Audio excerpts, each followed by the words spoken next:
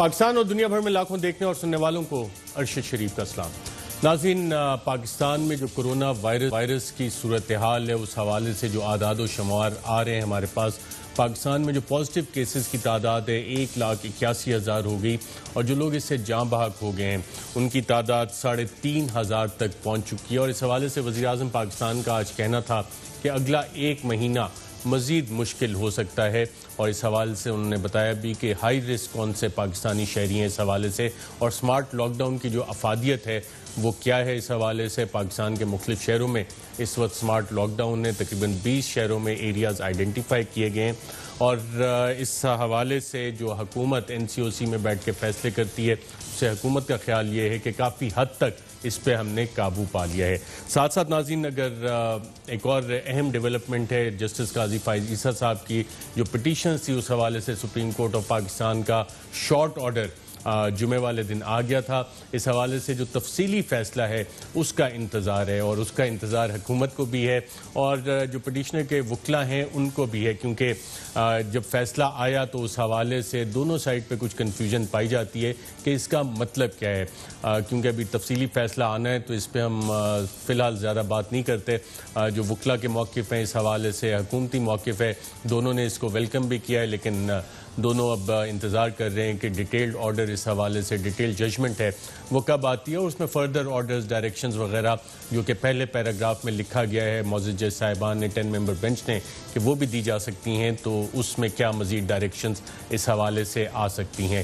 جو independence of the judiciary جس کو کہ فلی سیکیور کرنے کا 3 معزز جج صاحبان نے کہا ہے، اور باقی تمام جج صاحبان نے بھی جس طرح سے شارٹ آرڈر آئے ہے اس حوالے سے جو سوالات اٹھ رہے تھے ان کے حوالے سے کیا ڈائریکشنز آتی ہیں، اس حوالے سے سب کو بڑا بے چینی سے انتظار ہے کہ تفصیلی فیصلہ کب آتا ہے۔ ساتھ ساتھ ناظرین، جب گورننس کی بات ہوتی ہے تو یہ سوال اٹھتا ہے، اور اکثر کہا جاتا ہے کہ جی وزیر اعظم عمران خان صاحب بہت سے کام کرنا چاہتے ہیں اور بڑی نیک نیتی سے فیصلے بھی کرتے ہیں، لیکن اس کے نتائج سامنے نہیں آتے۔ اچھا، اس میں ہم بعض دفعہ کہتے ہیں کہ جی یہ بھی الزام لگایا جاتا ہے کہ جی بیوروکریسی نہیں کر رہی، جی بعض جگہ ڈیلیوری نہیں ہو رہی، لیکن یہ کیا کیا جائے کہ اگر وزیر اعظم کے احکامات، ان کے اپنے SAPMs special assistant to the prime minister, ان کے اپنے ایڈوائزرز وہی ان احکامات کو نہ مانیں، ڈیڈ لائن کا خیال نہ کریں، تو پھر باقی کون سنے گا اور کس طرح سے اس چیزوں پہ امپلیمنٹ ہوگا۔ یہ اس حوالے سے بھی اہم ہے کہ 21 مئی کو وفاقی کابینہ نے یہ فیصلہ کیا تھا کہ تمام معاونین خصوصی اور ایڈوائزرز جو ہیں وزیر اعظم کے وہ اپنے اثاثے ڈکلیئر کریں گے، اور ایک وفاقی وزیر نے تو یہ بھی کہا تھا کہ نیشنلٹیز بھی ڈکلیئر کی جائیں گی، لیکن میری اطلاع یہ ہے کہ آج کی تاریخ تک کسی ایک ایڈوائزر اور اسپیشل اسسٹنٹ نے اپنی نیشنلٹی ڈکلیئر نہیں کی۔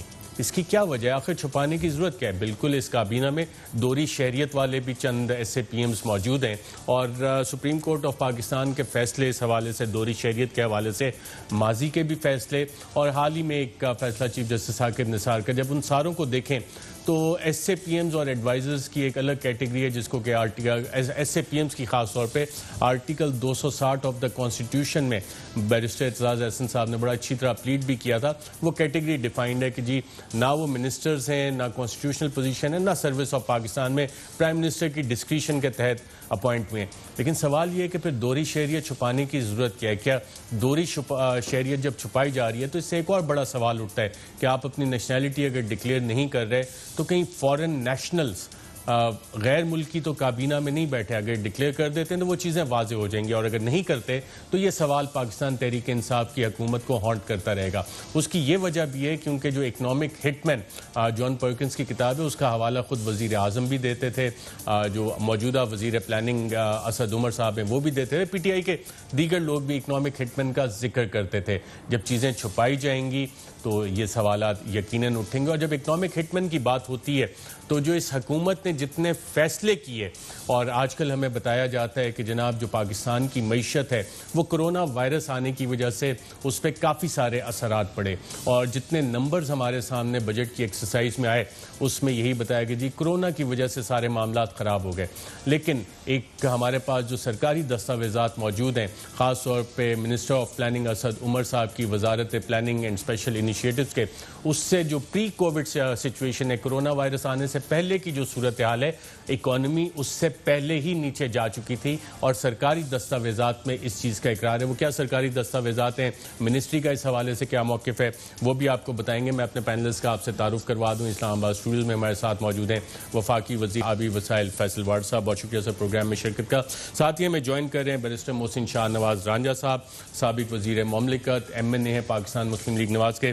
صاحب کا بھی پروگرام میں بہت شرکت کا شکریہ. اس سے پہلے کہ میں آپ دونوں سے سوالات کروں, ناظرین یہ credit prime minister Imran Khan صاحب کو جاتا ہے کہ ان کی کابینہ نے یہ فیصلہ کیا کہ ایس اے پی ایمز اور ایڈوائزرز اپنے اثاثے ڈکلیئر کریں گے, اور ڈیڈ لائن اس میں کیا دی گئی, 2 ہفتے کی ڈیڈ لائن, یعنی آج سے تقریباً ٹھیک 1 مہینہ پہلے 21 مئی 2020 کو minister for information Shibli Faraz صاحب نے اس قوم کو کابینہ کے فیصلے میں کیا بتایا, آئیے دیکھتے ہیں. آج پرائم منسٹر صاحب نے کیبنٹ سیکرٹری کو یہ بھی احکامات جاری کیے کہ جو بھی ایڈوائزرز ہیں جو کہ ان الیکٹڈ ہیں وہ بھی اپنے اثاثات کی تفصیلات جو ہے تو وہ جمع کرائیں. جی ناظرین, آپ نے سنا وفاقی وزیر اطلاعات شبلی فراز صاحب, اور اس حوالے سے ہمارے ایگزیکٹو پروڈیوسر عدیل راجہ صاحب نے شبلی فراز صاحب کو سوالات بھی بھیجے تھے, لیکن اتفاق کی بات ہے کہ ابھی تک جب ہم یہ پروگرام کر رہے ہیں شبلی فراز صاحب نے ان سوالات کے جوابات نہیں دیے کہ جناب کتنے ایس اے پی ایمز ہیں, کتنے ایڈوائزرز ہیں جو کہ اپنے اثاثے آج کی تاریخ تک ڈکلیئر کر چکے ہوں, اور نیشنلٹیز ان کی کیا ہے. تو شبلی فراز صاحب وفاقی وزیر اطلاعات کی طرف سے خاموشی ہے. جب بات شہریت کی آتی ہے تو اس حوالے سے وفاقی وزیر برائے science and technology Fawad Chaudhry صاحب بڑے کیٹیگوریکل تھے. انہوں نے یہ بھی کہا تھا کہ انہوں نے اپنی نیشنلٹیز ڈکلیئر کرنی ہے. کیا کہا تھا minister for science and technology نے, اور غالباً 21 تاریخ کو ہی جس دن یہ کابینہ نے فیصلہ کیا, آئیے دیکھتے ہیں. ایم این اے جو ہے یا سینیٹر جو ہے یا ایون جو بندہ الیکشن لڑتا ہے اور الیکشن نہیں بھی جیتا, ہار بھی جاتا ہے, اس نے اپنے ایسٹس اپنے ڈکلیئر کرنے ہیں, اپنے بیوی بچوں کے ڈکلیئر کرنے ہیں, اپنے ڈیپینڈنٹس کے ڈکلیئر کرنے ہیں. تو جب ایس اے پی ایمز اور ایڈوائزرز جو ہیں وہ کیبنٹ میں بیٹھتے ہیں تو پھر یہ ایک اصول ہے کہ ان کو بھی اپنے ایسٹس کو اور پھر اپنی نیشنلٹیز کو اور اپنے کانفلکٹس کو ڈکلیئر کرنا ہے. آج جب پرائم منسٹر صاحب کے سامنے یہ بات آئی اور خود امین اسلم صاحب نے یہ بات کی کہ جی اتنی یہ بحث ہو رہی ہے تو میرے خیال میں ہمیں ایکسس ڈکلیئر کرنے چاہیے, تو پی ایم صاحب نے تو 1 منٹ میں یہ کہا کہ یہ بات بالکل جو ہے لاجیکل ہے اور درست ہے کہ ایس اے پی ایمز کو اور ایڈوائزرز کو اپنے ڈکلیریشن جو ہے وہ کرنی چاہیے. اور اب انشاءاللہ اگلے 15 دنوں میں سارے ایڈوائزرز اور ایس اے پی ایمز جو ہیں وہ اپنے ایسٹس ڈکلیئر کریں گے, اپنی نیشنلٹی ڈکلیئر کریں گے, اپنے کانفلکٹ ڈکلیئر کریں گے, اپنے اثاثے ظاہر کریں گے, اپنی اگر کوئی شہریت ہے, دوہری شہریت ہے, اس کو ظاہر کریں گے, کانفلکٹ آف انٹرسٹ ہے, کوئی مفادات کا ٹکراؤ ہے, اس کو بھی ڈکلیئر کریں گے. میں آج پی آئی ڈی کی ویب سائٹ دیکھتا رہا, وفاقی حکومت کی ڈیفرنٹ ویب سائٹ دیکھتا رہا, کابینہ کی دیکھتا رہا, پی ایم آفس کی دیکھتا رہا کہ شاید کہیں پہ یہ ڈکلیریشن موجود ہو, مجھے کہیں نظر نہیں آیا. پھر میں نے اپنے پروڈیوسر سے پوچھا, یار ہو سکتا ہے میں نے مس کر دیا ہو, کسی پریس کانفرنس میں یہ ڈکلیئر کر دیا گیا ہو. وہاں بھی نہ ایسٹس ڈکلیئر ہوئے, نہ نیشنلٹیز ڈکلیئر ہوئی, نہ کانفلکٹ آف انٹرسٹ ڈکلیئر ہوئے. یہ بات اہم کس لیے ناظرین, یہ بات اہم اس لیے ہے کہ پاکستان تحریک انصاف وہ پہلی جماعت تھی جس نے 2011 میں جب اپوزیشن میں ہوتے ہوئے اپنے اثاثے ڈکلیئر کرنے کی روایت ڈالی, اور جتنے سینٹرل ایگزیکٹو کمیٹی کے ممبران تھے پارٹی چیئرمین عمران خان کی ہدایت پہ سب سے پہلی جماعت تھی جس نے اپنے اثاثے ڈکلیئر کیے. اور اس حوالے سے موجودہ وزیر اعظم کا جو ایک پرنسپل سٹینس ہے وہ کیا ہے, آئیے دیکھتے ہیں. میں یہ چاہتا ہوں کہ اسی طرح باقی پولیٹیکل پارٹیز کے لیڈرز اپنے اثاثے ڈکلیئر کریں. اثاثوں کی لڑائی ذاتیات کی لڑائی نہیں ہے, یہ نیشنل ایشو ہے, یہ آپ کا سب سے بڑا ایشو ہے. اثاثے نیشنل ایشو ہے آپ کے. میں اپنی پارٹی سب کے سامنے بھی یہ رکھا ہے, پارٹی نے بھی یہ فیصلہ کیا کہ یہ سارے اپنے اثاثے ڈکلیئر کریں گے. سب سے پہلے ہم تحریک انصاف ایک قانون بنائے گی کہ کوئی پاکستان کی سیاست میں نہیں آ سکتا جو اپنے اثاثے ڈکلیئر نہ کرے. جس دن اثاثے ڈکلیئر ہو گئے دودھ کا دودھ پانی کا پانی ہو جائے گا. ہم ان سب سے پوچھیں گے کہ جناب یہ اربوں پتی آپ کیسے بن گئے, کیسے پیسہ کمایا. The leadership, and I'm talking about the cabinet, the members of parliament, the leadership must declare their assets and it should be put on the website. Tehreek Insaf is the only party. All the central leadership have declared their assets, their taxes, and they put it on the website. Tehreek Insaf ایک قانون نافذ کرے گی جب انشاءاللہ وہ حکومت میں آئے گی. पहला कानून ये होगा कि कोई पाकिस्तान की सियासत में शिरकत नहीं कर सकेगा जब तक उसकी जायदाद और पैसा और उसके असासे डिक्लेयर्ड हो और दूसरा वो पाकिस्तान में हो। जी नाज़रीन, आपने सुना, बहुत अच्छी बातें की वज़ीर आज़म इमरान खान साहब ने जब अपोजिशन में थे, और काबीना की सरबराही करते हुए 21 मई को जब ये सवाल उनके सामने उठा तो उस वक्त उन्होंने बाकायदा अपनी इसी विजन के मुताबिक फैसला भी किया। लेकिन आज 1 महीना हो चुका है और ये असासाजात, कॉन्फ्लिक्ट ऑफ इंटरेस्ट और नेशनैलिटीज़ हमारे सामने नहीं आई हैं। और दोहरी शहरियत के हवाले से भी वज़ीर आज़म इमरान खान साहब का एक मौक़िफ़ था और बड़ा वाज़ेह मौक़िफ़ था। क्या मौक़िफ़ था, आइए देखते हैं। ड्यूल नेशनलिटी के ऊपर क्लियर है, ये नहीं हो सकता कि आप पाकिस्तान के अंदर आप बैठ के आप पार्लियामेंट में भी आ जाएं, आप वजीर बने, आप मुल्क के फैसले करें और आपकी ड्यूल नेशनलिटी हो, ये नहीं हो सकता। पीटीए का स्टैंड बड़ा क्लियर है, अगर आपके पास दूसरे मुल्क का पासपोर्ट है, आप असेंबली में आपको नहीं बैठना चाहिए, क्योंकि आप जब दूसरे मुल्क का पासपोर्ट लेते हैं आपको ओथ लेनी पड़ती है उस मुल्क के लिए। मैं तो कहता हूँ जितने पॉलिटिशियंस हैं जिनके बड़े अरबों रुपया और जायदादें बाहर पड़ी हैं, वो भी बेच के पाकिस्तान आए, जिसका जीना मरना पाकिस्तान में, वो पॉलिटिक्स करे। रिटायरमेंट स्कीम बनाई हुई है कि जिस दिन यहाँ मुल्क में कुछ तबाही आई, कुछ हुआ, ये आराम से जाके वहाँ अपनी आयशी करेंगे, बड़े बड़े पैसे वहाँ रह के और महलों में रहेंगे। यहाँ लूट के अगर मसला गंभीर होगा तो ये बाहर चले जाएंगे। तो मैं इसलिए बिल्कुल हम समझते हैं कि हम आइन के साथ खड़े, दोहरी शहरियत को पार्लियामेंट भी नहीं आना चाहिए और वजारतें भी नहीं मिलनी चाहिए। जी नाज़रीन, आपने देखा, ये वो अच्छी बातें थी जो इमरान खान साहब बतौर पार्टी सरबराह पाकिस्तान तहरीक इंसाफ के सरबराह के बातें करते थे। अब मेरा ख्याल बीइंग पाकिस्तान के वज़ीर आज़म होने के नाते, honourable prime minister, it's now time to walk the talk. जो चीज़ें आप कहते थे उस पर अमल करने का वक्त आ गया, और ये सबसे आसान चीज़ें हैं। आपकी कल भी काबीना की मीटिंग है, आप खुद पूछ सकते हैं और ये सारी चीज़ें आप उन्हें कह सकते हैं कि जनाब डिक्लेयर करें, और जो फैसला आपने किया था वेबसाइट पे डालें। नेशनैलिटीज़ के हवाले से मेरी इत्तला ये है कि उस चीज़ को छुपा लिया गया है, जिससे बहुत बड़े सवालात उठते हैं। कहीं कोई फॉरेन नेशनल तो नहीं बैठा जिसको बचाने के लिए ये काम किया गया। अगर दोहरी शहरियत है तो उसमें बज़ाहिर मेरे ख्याल में, जो मैंने जजमेंट्स वगैरह आज पूरा दिन में पढ़ता रहा दोहरी शहरियत के हवाले से, SAPMs की दोहरी शहरियत के हवाले से चीफ जस्टिस साकिब निसार साहब की जो जजमेंट है वो बड़ी कैटेगोरिकल और क्लियर थी, जिसमें कि जस्टिस उमर अता बंदियाल और जस्टिस एजाजुल एहसन भी गालिबन शामिल थे, और दीगर जजमेंट्स भी इस हवाले से हैं। तो वो तो मसला नहीं होना चाहिए। तो फिर ये चीज़ें छुपाने की वजह क्या है? अभी तक वज़ीर आज़म के अहकामात के बावजूद, मोहसिन रांझा साहब, 2 हफ्ते की टाइम लाइन थी, क्या वजह है कि पब्लिक नहीं हो सकी ये चीज़ें? बहुत शुक्रिया अरशद साहब। मैं ये समझता हूँ कि ये हुकूमत का फेलियर है, और प्राइम मिनिस्टर साहब की जो आपने क्लिप्स वगैरह सुनाए हैं, ये इस चीज़ का सबसे बड़ा सबूत है कि वज़ीर आज़म ने जो माजी में जिस तरह बाकी वादे किए थे, उस तरह ये वाला वादा भी जो है ये उनका झूठ साबित हुआ। और हमारा अपोजिशन में बैठ के ये उनको उनके वादे याद दिलाने का वक्त है। देखें, जिस बंदे का ओढ़ना बिछोड़ना पाकिस्तान में है, जिस तरह वो खुद फरमाते हैं, वो पाकिस्तान में सियासत करे। और सवाल ये उठता है कि जुल्फी बुखारी या वो लोग जो पाकिस्तान के नेशनल्स नहीं हैं, वो पाकिस्तान की जो नेशनल इंटरेस्ट से रिलेटेड कॉन्फिडेंशियल इंफॉर्मेशन है, जो कैबिनेट की मीटिंग्स में डिस्कस भी होती है, जो मिनट्स ऑफ द मीटिंग्स भी शेयर्स होते हैं, Y are they privy to that? Because एक तो उन्होंने कॉन्स्टिट्यूशन ऑफ पाकिस्तान के बीच में, ये कॉन्स्टिट्यूशन ऑफ पाकिस्तान है, इसमें कहीं पे कॉन्स्टिट्यूशन ऑफ पाकिस्तान में एडवाइजर टू प्राइम मिनिस्टर का और special assistant to prime minister का ओथ नहीं है। और पाकिस्तान के कॉन्स्टिट्यूशन का जो प्रीएम्बल है, प्रीएम्बल के बीच में ये आप बेशक पढ़ाएं, ये वाली लाइन पढ़ाएं। प्रीएम्बल में लिखा है कि wherein the state shall exercise its powers and authority through the chosen representatives of the people of Pakistan. representatives of Pakistan. Pakistan को मुंतखब नुमाइंदे चलाएंगे। और यही चीज़ जो है ये हमारी करारदाद मकासद में भी आती है। करारदाद मकासद जो हमारे आइन का आर्टिकल 2A है, उसके बीच में भी ये दर्ज है कि पाकिस्तान को मुंतखब नुमाइंदे चलाएंगे। ये क्यों डाला गया?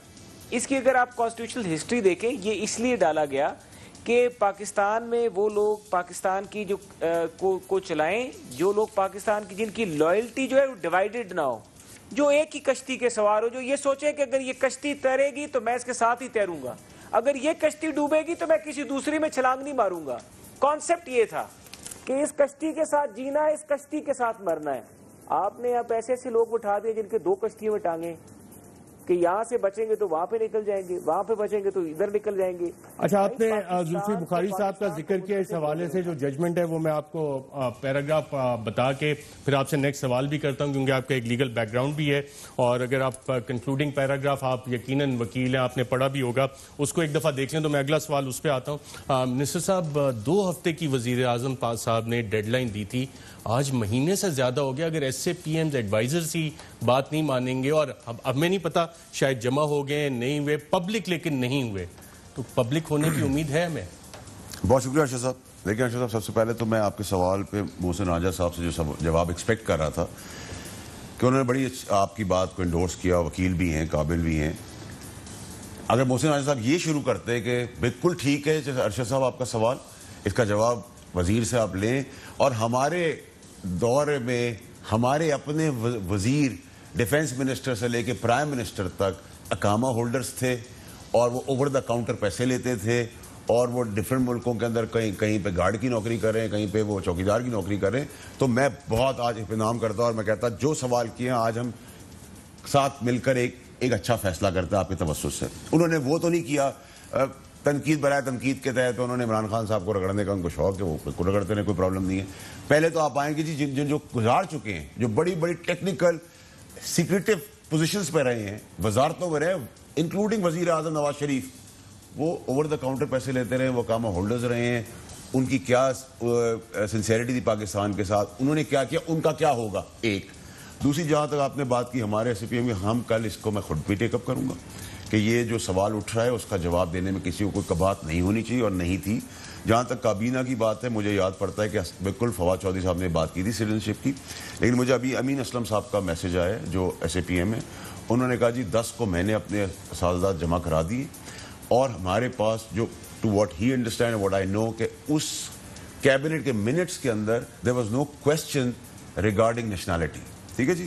So if there was no question, nobody answered. کہ ایک ایس اے پی ایم نے والنٹریلی اپنی نیشنلٹی بھی دے دی ہے, جو کہ خاندان نہیں تھا اس میں, اور ان کی نیشنلٹی پاکستانی ہے, جن پہ کہ بہت شک ہو رہا تھا. میں نام بھی آپ کو بتا سکتا ہوں, لیکن ایک نے اگر والنٹریلی کر لیا تو دوہری شہریت چھپانے کی ضرورت کیا ہے؟ کوئی ایشو نہیں ہے, ہمیں کوئی پرابلم نہیں, اور میں نہیں سمجھتا کوئی بھی ایس اے پی ایم جو ہے, ہم ریمائنڈر ضرور کل کیبنٹ میں دے دیں گے, اور میں 100% آپ کو شور ہوں, کوئی ایسا ہمارا S A P M adviser نہیں ہے جو اس کو چھپانا پسند کرے گا. کوئی فورن نیشنل تو نہیں ہے آپ کی کابینہ میں؟ دیکھیں, دوہری شہریت اور ڈیول نیشنل تو الگ ہے. کوئی فورن نیشنل جو چھٹی لے کے آیا ہو, ویزے پہ پاکستان آتا ہو؟ دیکھیں, اگر ایسی کوئی چیز ہے, میری نالج میں نہیں, اگر ایسی کوئی چیز ہے, اگر یہ شہریت نہیں آئے گی تو یہ سوالات تو آپ کو ہانٹ کرتے رہیں گے. دیکھیں, ہم یہ کوشچن بھی کر دیں گے, ریمائنڈر بھی دے دیں گے, اور میں آپ کو 100% اپنی ذات سے کانفیڈنٹلی کہہ رہا ہوں کہ اس کو نہیں چھپایا جائے گا, نہ کسی ایسے پی ایم کو چھپانے کی ضرورت ہے. الیکٹڈ پارلیمنٹیرینز اپنے اثاثے ڈکلیئر کرتے ہیں تو اس میں نیشنلٹیز بھی ڈکلیئر کرتے ہیں, تو یہ انڈرسٹوڈ ہے کہ اثاثے بھی ڈکلیئر ہونے, نیشنلٹی بھی ڈکلیئر ہونی ہے, کانفلکٹس بھی ڈکلیئر ہونے. تو یہاں نیشنلٹیز کا خانہ کی ڈیلیبریٹلی تو نہیں اڑا دیا گیا کسی ایسے شخص کو بچانے کے لیے جو کہ شاید ہو سکتا ہے کہ نہ ہو, لیکن اب اگر کیونکہ ڈکلیئر نہیں ہو رہی تو کوئی فورن نیشنل بیٹھا ہو جس کو بچانے کے لیے کام کیا گیا. صاحب, اگر آپ شک کی نگاہ سے بات کریں گے تو پھر صحافی کا کام ہی شک سے شروع ہوتا ہے, پولیس والا صحافی شروع شک سے ہوتے ہیں. میں ہی آپ سے ایک ریکویسٹ کروں گا کہ دیکھیں, آپ پولیس والے نہیں ہیں. اب آپ یہ اگر کہیں کہ اگر آج آپ کے سوال میں یہ کہ اگر کوئی فورن نیشنل وہاں بیٹھا ہوا ہے اور وہ پرائم منسٹر کو اٹیک کرنے کو تیار ہو رہا ہے اور سوچ رہا ہے, تو یہ سوال ابھی ریلیونٹ ہو جائے گا. اگر آپ کو میں کل آ کے میں ایک مثال دے رہا ہوں نا, آپ شک کی بنیاد بات کریں, شک کے اوپر تو بہت ساری چیزیں کی جا سکتی ہیں. میں کہہ رہا ہوں پرائم منسٹر کے آرڈر کے باوجود یہ کام ہوا ہے. میں کہہ رہا ہوں ارشد صاحب, یہ سوال آپ کا تب ویلڈ ہوگا جب کل ہم واپس ریمائنڈر دیں گے, اور کچھ ایسے کل ڈکلیئر ہو جائیں گے سب کے. تو واٹ آئی نو ہو چکے ہیں. کدھر ہیں, کس ویب سائٹ پہ پڑھے؟ پرائم منسٹر نے تو کہا تھا کہ جی میں تو آج آپ سے امین اسلم کے حساب سے ہو چکے ہیں. اور یہ جو آپ کا ایک ویلڈ کوشچن ہے, اگر اس ویلڈ کوشچن کے مجھے نہیں پتا, لیکن مجھے تو نہیں پتا کہاں ڈکلیئر ہو, بٹ ڈکلیئر ہو گئے ہیں. ٹھیک ہے جی. جہاں تک جدادوں کا تعلق ہے, جہاں تک آپ کی نیشنلٹی کا ایک ویلڈ کوشچن ہے, ہم اس کا ریمائنڈر پٹ اپ کریں گے. میں 100% شیور ہوں گا اس پہ کوئی نہیں کچھ چھپائے گا. اگر چھپائے گا تو آپ کا سوال ویلڈ ہو جائے گا, اور اس کے حساب سے عمران خان صاحب اچھا. میں ایک ناظرین وقفہ لینا ہے. محسن راجہ صاحب, اس ڈیبیٹ کو یہیں سے شروع کریں گے, اور آپ نے ذکر کیا تھا زلفی بخاری صاحب کا, اس حوالے سے ججمنٹ کیا کہتی ہے, اور پارلیمان کی ذمہ داری اس حوالے سے کیا تھی جو ججمنٹ میں موجود ہے, اس پہ بھی بات کریں گے. ساتھ ساتھ ناظرین وفاقی حکومت کے اپنے دستاویزات معاشی صورتحال کے حوالے سے کیا بتاتے ہیں؟ منسٹر فار پلاننگ اسد عمر کی منسٹری نے جون کے پہلے ہفتے میں کیا چیز آئیڈینٹیفائی کی؟ کووڈ کے بعد آنے والی سچویشن اور اس سے پہلے معیشت کی کیا صورتحال تھی، اور کیا حکومت وقت یہ تسلیم کر رہی ہے، منسٹری آف پلاننگ یہ تسلیم کر رہی ہے کہ جناب ہماری جو معاشی پالیسی تھی، جو انٹرسٹ ریٹ ہم نے اتنا بڑھا کے رکھا ہوا تھا، پاکستان کی معیشت کو کووڈ سے زیادہ اس سے دھچکا لگا ہے؟ کووڈ سے بھی نقصانات ہو رہے ہیں، لیکن وہ دستاویزات کیا کہتے ہیں اس پہ بھی بات کریں گے ایک وقفے کے بعد۔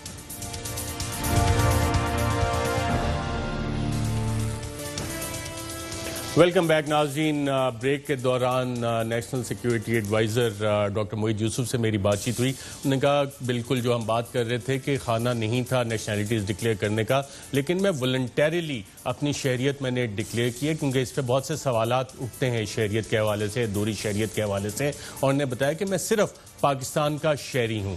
لیکن ہمارا سوال اس سے فنڈامنٹلی ڈفرینٹ ہے، انڈیویجول کیسز کی بات نہیں ہو رہی، اثاثوں کے ڈکلیئر کرنے کی بات ہو رہی ہے۔ اور اثاثہ جات جب ڈکلیئر ہوتے ہیں، تمام پارلیمنٹیرینز ان کے اثاثہ جات جب ڈکلیئر ہوتے ہیں تو پبلکلی اویلیبل ہوتے ہیں، جو کہ ویب سائٹس پہ بھی الیکشن کمیشن کی موجود ہوتے ہیں، باقاعدہ طور پہ پرنٹ ہوتے ہیں۔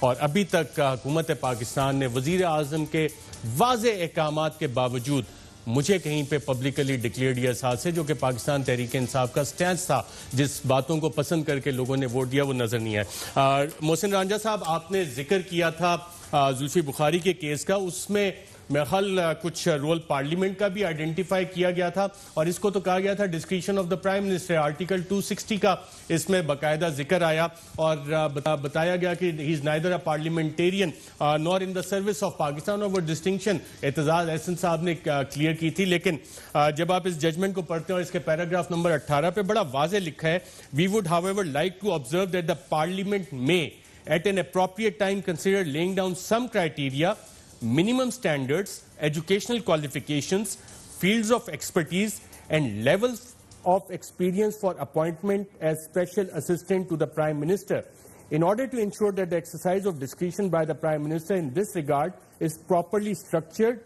streamlined, circumscribed and systemized. تو یہ تو پارلیمنٹ کا کام تھا نا۔ اب اگر ایک لیکیونا ہے، پرائم منسٹر کی ڈسکریشن ہے، تو عدالتیں اس کو اپہولڈ کرتی آ رہی ہیں، اور citizen ship of Pakistan act 1951 اس میں 18 ممالک کے ساتھ دوہری شہریت کی اجازت ہے، جس کو سٹیزن آف پاکستان کا شہری کنسیڈر کیا جاتا ہے۔ تو اب آپ اس پہ پارلیمنٹ لیجسلیشن نہیں کر سکی، تو سوال کیسے بنتا ہے؟ دیکھیے، ہم نے یہ سوال پارلیمنٹ میں اٹھایا ہے۔ ہم پچھلے جب سے یہ گورنمنٹ کانسٹیٹیوٹ ہوئی ہے، ہم اس وقت سے لے کے اب تک یہ حکومت سے تفصیلات مانگ رہے ہیں about the nationalities of the cabinet members, including the special assistant to prime ministers and advisers, اور ہم ان سے انفارمیشن مانگ رہے ہیں پارلیمنٹری کویسچنس کی شکل میں about the asset declarations of the special assistant to prime ministers and advisor to the prime ministers۔ یہ ہمارے سوال جو ہیں آفیشلی جمع ہوئے ہیں۔ اسپیکر آفس طریقے سے ان سوال کویسچنس کو پٹ اپ نہیں کرتا، اور وہ کویسچنس جو ہیں وہ سائڈ پہ کر دیے جاتے ہیں۔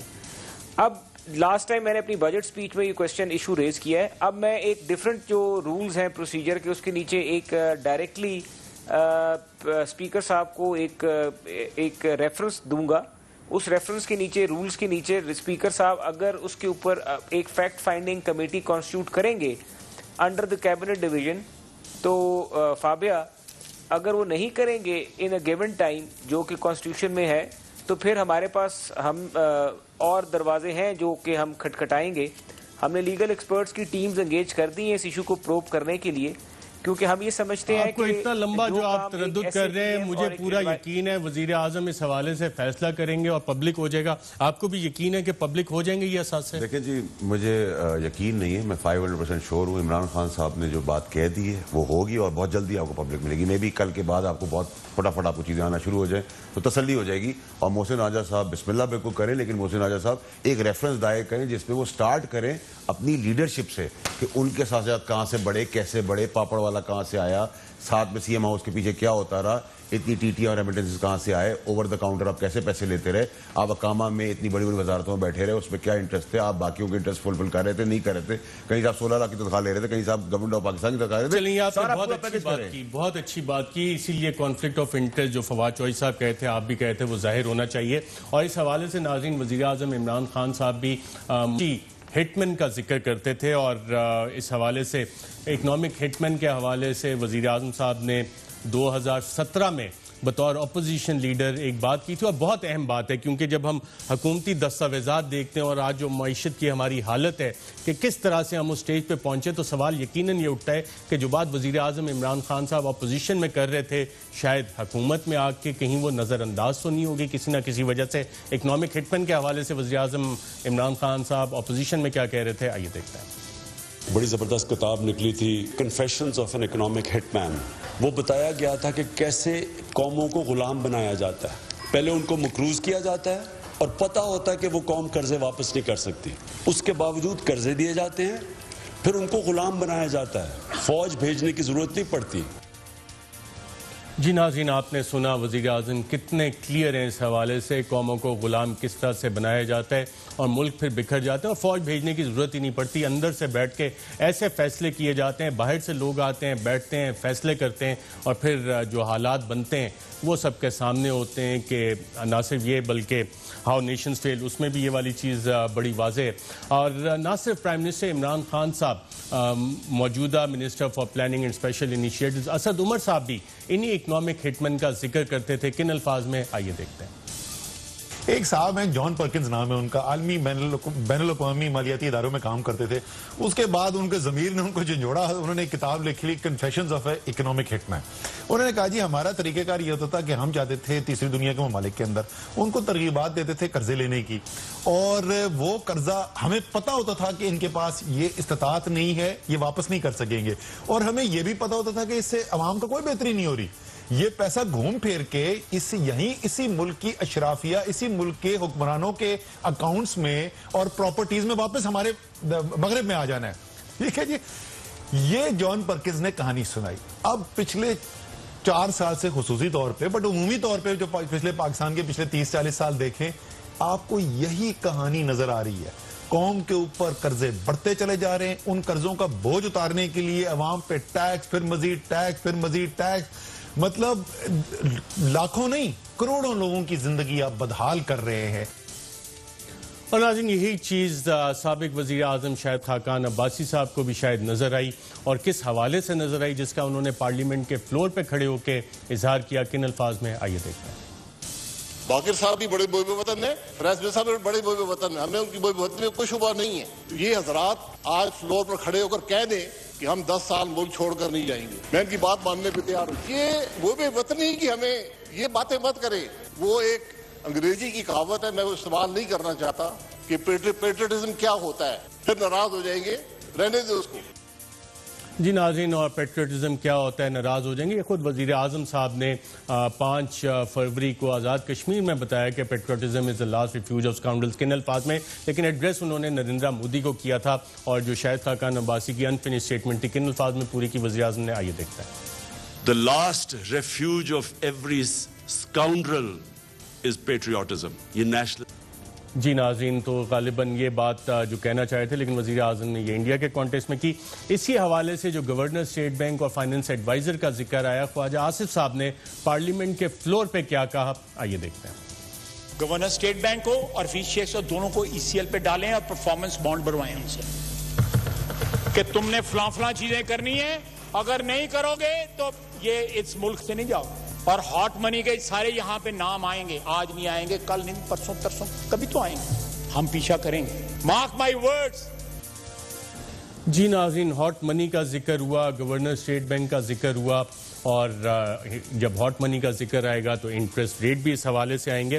اب میں ناظرین آپ کو حکومتی کچھ دستاویزات سے چیزیں بتاتا ہوں. پہلے 102nd meeting of the national account committee, حکومت کہتی ہے کہ جناب ساری چیزیں جو ہم تو بڑی اچھی ہماری ڈائریکشن تھی, ہم تو بہت اچھے جا رہے تھے, ہماری معیشت جو ہے اس نے جو گروئنگ اکانومی تھی اس پہ پتہ نہیں کہاں پہ زندگی بہتر ہو جانی تھی. اور اس میں جب بتایا گیا کہ جناب جو نیشنل اکاؤنٹس کمیٹی بیٹھی ہے اس نے جو سارے پروجیکشنز کی ہیں فگرز کی, وہ پچھلے 6 سے 9 ماہ میں کی ہیں, یعنی کہ مارچ تک کی فگرز اس حوالے سے انہوں نے دیکھی. اور پھر ہمیں بتایا گیا کہ جی کرونا کی وجہ سے, بالکل کرونا کی وجہ سے ہوا, لیکن 9 ماہ پہلے حکومتی دستاویزات, حکومتی میٹنگز کا ریکارڈ بتا رہے کہ معیشت کی سمت درست نہیں تھی. اور کیا وجوہات تھی جس وجہ سے معیشت کی سمت درست نہیں تھی؟ Minister for planning Asad Umar صاحب کی جو وزارت ہے, ministry of planning and special initiative, اس کا اینول پلان کوارڈینیشن کمیٹی کی جو میٹنگ ہوئی تھی جس میں کہ اینول پلان 2019-20 کو ریویو کیا گیا اور پروپوز اینول پلان 2020-21 کو ریویو کیا گیا جون کے پہلے ہفتے میں, اس میں بڑے واضح الفاظ میں یہ لکھا ہوا تھا کہ کووڈ-19 کے آنے سے پہلے, جی ہاں, اسد عمر صاحب ان کی وزارت نے جون کے پہلے ہفتے میں یہ باقاعدہ طور پہ منٹ کر دی چیزیں کہ جناب کووڈ-19 آنے سے پہلے ہماری معاشی جو گروتھ تھی اس کو چاند گرہن لگ گیا تھا, ایکلپس ہو گئی تھی. کس وجہ سے ہوئی؟ Higher inflation, interest rates, negative large scale manufacturing growth, weaker exports, sluggish resource mobilization, uncertainty surrounding hot money inflows, and above all tough IMF program related conditions. یعنی کہ آپ نے شرح سود اتنی زیادہ بڑھا دی جس سے معیشت کو چاند گرہن لگ گیا. انفلیشن, افراط زر اتنی زیادہ بڑھ گئی, اور یہ کووڈ آنے سے پہلے دستاویزات بتا رہے ہیں کہ افراط زر بڑھنے سے معاشی گروتھ آپ کی افیکٹ ہوئی. جو لارج سکیل مینوفیکچرنگ گروتھ ہے وہ منفی چلی گئی, اور یہ پہلے 9 ماہ میں ہوا, کووڈ آنے کے بعد نہیں, پہلے جو پری کووڈ سچویشن ہے اس حوالے سے منسٹری کا یہ ریویو بتا رہا ہے. sluggish resource mobilization, uncertainty surrounding hot money inflows, یہ hot money جس کا خواجہ آصف بھی ذکر کر رہے تھے, اور یہ آئی کیسے جب 13.25% پہ انٹرسٹ ریٹ گیا. تمام لوگ اس حوالے سے سوالات اٹھا رہے تھے, پیسہ آیا اور پیسہ نکل گیا. اور پھر آخری وجہ کیا ہے؟ Tough IMF programme related conditionalities, IMF کی جو غلامی کی ہم نے زنجیریں پہنی, اس وجہ سے ہماری جو معاشی ترقی ہے اس کو چاند گرہن لگ گیا. The painful and prolonged adjustment program brought stabilization but at the cost of economic growth. High policy rate, exchange rate and taxation reforms have increased cost of doing business and have hampered industrial growth. تو یہ فیصلے کس نے کیے؟ اسد عمر صاحب کی وزارت کے مطابق یہ فیصلے حفیظ شیخ صاحب اور گورنر اسٹیٹ بینک نے کیے. اسی طرح مینوفیکچرنگ سیکٹر کے حوالے سے ہے کہ اس نے شارپ ڈکلائن ہوا, اور وجوہات جو ہیں وہ بھی اس میں اسی حوالے سے بتائی گئیں. ہم نے اسی حوالے سے سوال کیا وزارت سے کہ جناب چند سوالات بھیجے کہ کیا یہ اینول پلان کوارڈینیشن کمیٹی 2020 آپ کی وزارت نے فائنلائز کیا تھا؟ تو اس کا جواب ہمیں وزارت کی طرف سے آیا کہ جی ہاں, ورکنگ پیپر جون کے پہلے ہفتے 2020 میں یہ فائنلائز ہوا تھا. پھر ہم نے پوچھا کہ کیا ورکنگ پیپر نے یہ آئیڈینٹیفائی کیا تھا جس سے کہ پاکستان کی معاشی پرفارمنس ہے اس میں جو فیکٹرز ہیں وہ آئیڈینٹیفائی ہوئے؟ تو اس کا جواب آیا بالکل. جو ورکنگ پیپر ہے اس نے معیشت کی 2019-20 کی پرفارمنس کو ریویو کیا تھا, اور اس میں وہ فیکٹرز ہائی لائٹ کیے تھے جس وجہ سے معیشت سکڑ گئی, اور اس میں کووڈ آنے سے پہلے اور کووڈ آنے کی بعد کی پوزیشن کو ڈسکس کیا گیا. اور یہ انالیسس جو تھا میکرو اکنامک سیکشن منسٹری نے کیا تھا, اور اس میں جو ڈفرینٹ پوائنٹس آف ویوز تھے معاشی پرفارمنس کے حوالے سے وہ انکارپوریٹ کر دیے گئے تھے. اور پھر ہم نے یہ بھی سوال کیا کہ کیا منسٹری کا ورکنگ پیپر پارٹ 1 اور جو پروپوزڈ اینول پلان ہے اس حوالے سے جو چیزیں آئی ہیں اس میں کیا ہے؟ تو انہوں نے بتایا کہ جی یہ اسٹینڈرڈ پروسیجر ہے, پریکٹس ہے, جس میں کہ APCC ورکنگ پلان کو ریویو کرتا ہے, اکنامک پرفارمنس کو کرتا ہے, اگلے سال کے ٹارگٹس کو دیکھتا ہے, اور یہ تمام چیزیں اس میں ڈسکس ہوئی تھیں. تو منسٹر صاحب کی حکومت تو کہہ رہی تھی کہ کورونا آنے کی وجہ سے معیشت کو چاند گرہن لگا ہے. آپ کی اپنی وزارت کے دستاویزات میرے پاس ہیں جو کہہ رہے ہیں کہ آپ کے جو فیصلے تھے انٹرسٹ ریٹ کے, خاص طور پہ ٹیکسیشن کے, IMF کی جو آپ نے زنجیریں پہنی تھیں, اس وجہ سے معیشت تباہ ہوئی ہے. دیکھیے ارشد صاحب, سب سے پہلے تو یہ کہ خواجہ آصف صاحب نے کہا کہ حفیظ شیخ صاحب بانڈ دیں کہ وہ ملک چھوڑیں گے نہیں, ٹھیک ہے جی. تو خواجہ آصف صاحب سے یہ پوچھیں کہ جو اس ملک کے لیڈر تھے نواز شریف صاحب اور پرائم منسٹر ملک کے تھے 2 دفعہ کے, وہ ملک چھوڑ گئے تو اس کا بانڈ کون لکھے گا؟ اس کا تو بانڈ لکھنے کو بھی تیار نہیں تھے, نمبر 1. نمبر 2 یہ کہ دیکھیں جی پاکستان کے 2-4 قابل لوگوں میں اسد عمر صاحب کا آپ کو پتہ شمار ہوتا ہے, اور جو کاغذات ہیں اس کے تحت تو مجھے جہاں تک یاد پڑتا ہے کہ آپ کہہ رہے ہیں حفیظ شیخ صاحب اور گورنر اسٹیٹ بینک کی پالیسیز خراب ہے، تو جس ٹائم فریم کا ذکر کریں اس میں فائنانس منسٹر اسد عمر صاحب تھے، تو زیادہ بہتر ہوتا آپ اسد عمر صاحب کو بلاتے اور پوچھتے کہ جی حفیظ شیخ صاحب نے تو ابھی لیا ہے چارج، نمبر 1۔ نمبر 2 یہ کہ میرا بہت زیادہ کنسرن ارشد صاحب اس چیز کے اندر ہے کہ یہ وہ ڈاکیومنٹس ہیں، these are called secret documents, ان کی leakage is now my concern, a very very big concern, ٹھیک ہے؟ سوری، آپ مائنڈ مت کیجیے گا، آپ صحافی ہیں، آپ کا راستے ہوں گے، لیکن یہ ڈیلیکیٹ اور بہت سیکریٹو پاکستانی ڈاکیومنٹس ہیں، ٹھیک ہے جی؟ ہم اس کو آپ کی حکومت کی کارکردگی بتا رہے ہیں نا، آپ تو کورونا پہ سارا کچھ ڈال رہے تھے۔ دیکھیں جی، جو فیکٹس ہیں ان کو کوئی ڈینائی نہیں کر سکتا، فیکٹس یہی ہیں کہ پوری دنیا کے اندر اکانومیز میلٹ ہوئی ہیں کرونا کی وجہ سے۔ محسن رانجھا صاحب جو سوال اٹھا رہے ہیں کہ کابینہ میں 10 سیکرٹ ڈاکومنٹس آتے ہیں، آپ کے پاس ڈیول نیشنلز بیٹھے ہیں، آپ نے اتنے سارے ایسے پی ایمز بنا دیے ہیں جن ساروں کے پاس یہ سیکرٹ ڈاکومنٹ جاتے ہیں۔ اچھا صاحب، وہ تو جواب میں آپ کو دے چکا ہوں نا کہ آپ ریسٹ ایشور رہے ہیں، 500% میں آپ کو کہہ رہا ہوں کہ آپ کا جو پوائنٹ ہے وہ ویلڈ ہے، ویل ٹیکن ہے، کل اس پہ ہوگا اور نیکسٹ کپل آف ڈیز میں آپ کا ساری ڈیٹیلز آ جائیں گی، not to worry at all. Right, وقفے پہ جانے، وقفے کے بعد میں آپ ہی سے سوال سے شروع کروں گا، وقفہ لیتے ہیں ناظرین، اور وقفے کے بعد اس سوال کا جواب بھی لیں گے اور وفاقی کابینہ کے چند اہم معاملات اس حوالے سے ہو کیا رہا ہے اس پہ ہی بات کریں گے ایک وقفے کے بعد۔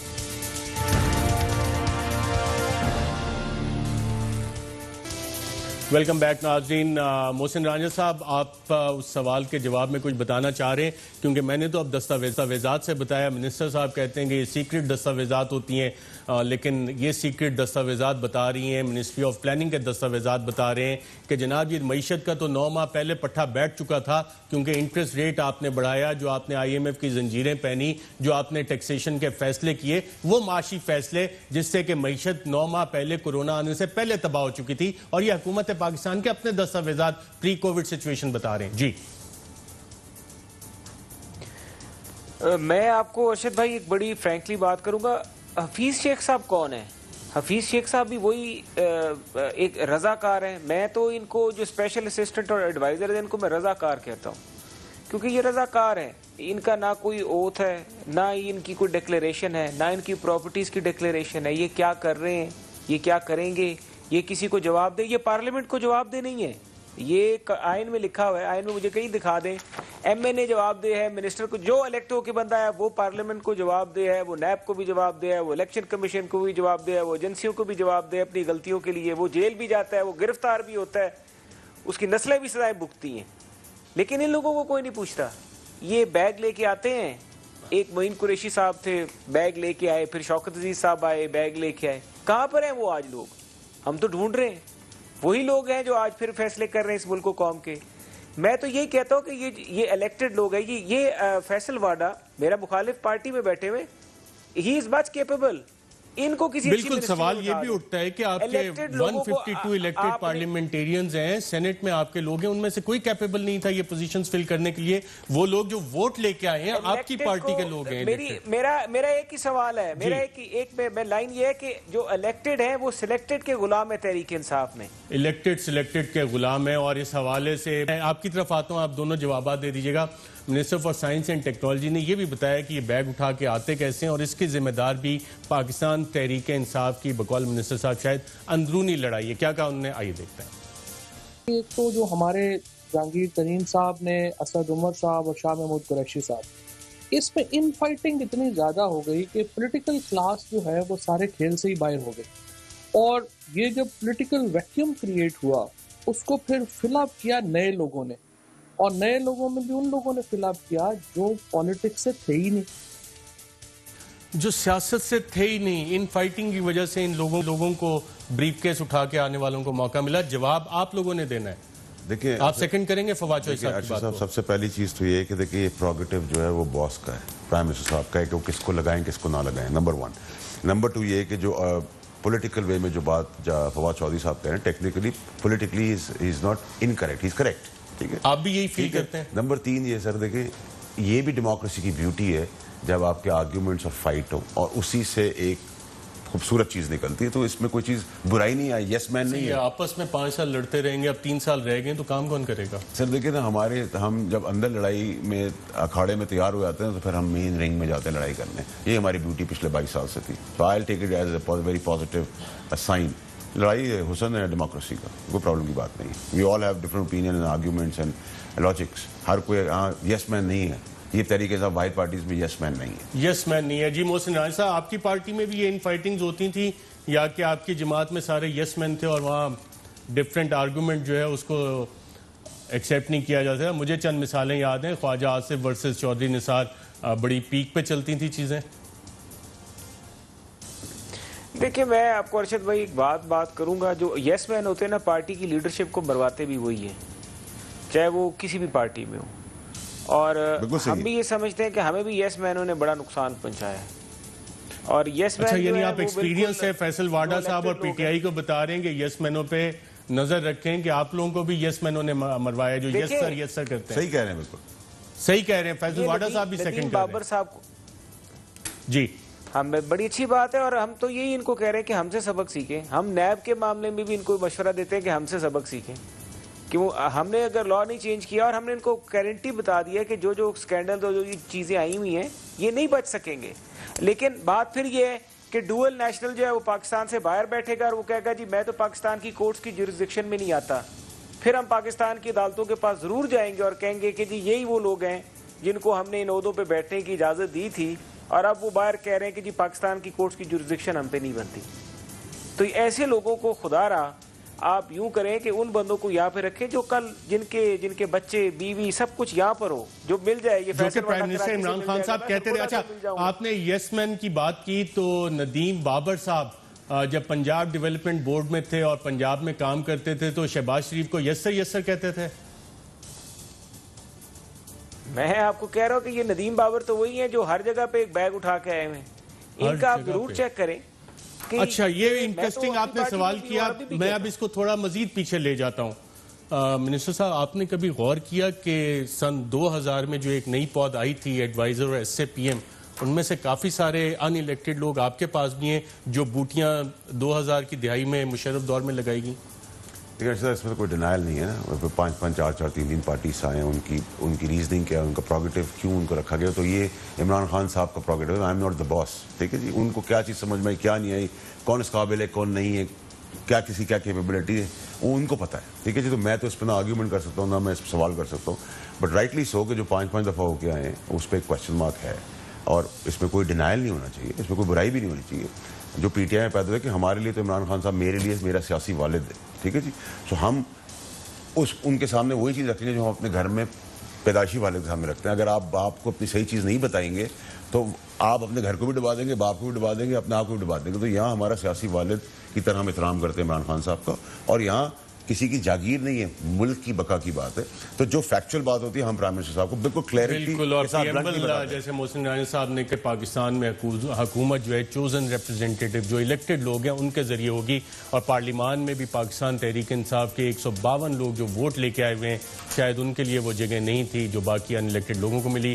منسٹر فیصل واڈا صاحب, ایم این اے محسن راجہ صاحب, دونوں کا پروگرام میں شرکت کا شکریہ. اجازت دیجیے گا ناظرین, اللہ حافظ.